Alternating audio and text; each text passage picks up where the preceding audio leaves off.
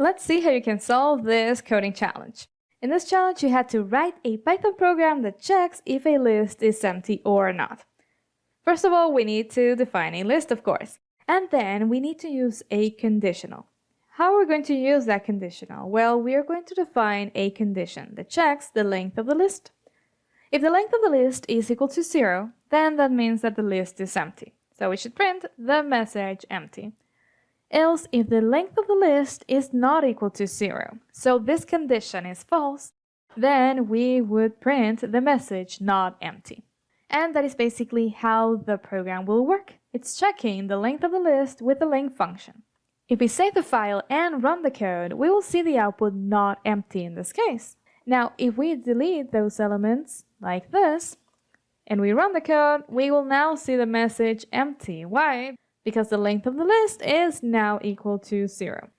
We can also test this with just one element to see that it works correctly. The output is not empty, as we expected.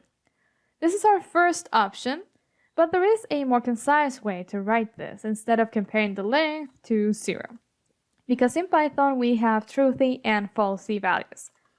Let's see how they work. Let me comment this out and let's go to our second option. Let me zoom in, and now we have our second option. In this option, we are using the name of the list directly right here, not followed by the name of the list. We will see why we do this in just a moment. Let me write the elements of the list right here. Instead of having an empty list, we will start with a non-empty list to test our code. Let's see, we are saying, if not my list, then we should print empty.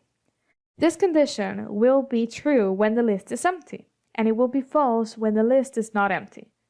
If the list is not empty, the else clause will be executed and this message will be printed. If my list is not empty, it will evaluate to true. If it's not empty, okay, it will be a truthy value. By adding the not before the list, before the name of the list, we are reversing that truth value to false.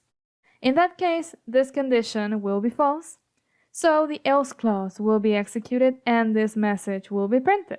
But if the list is empty, it will evaluate to false. It will be a falsy value, because in a Boolean context, when we have to know if the value is true or false, it will be false if it's empty. When we add the not before the name of the variable, that condition, the whole condition, the entire condition will be true. So this will be true. And this part of the code will be executed, the part that corresponds to the if clause, to the if statement. And the message empty will be printed. Let's save the file and run our code to see how it works. We see the output not empty, and that is exactly what we needed in this case because the list is not empty. Now, if we delete these elements, we will have an empty list.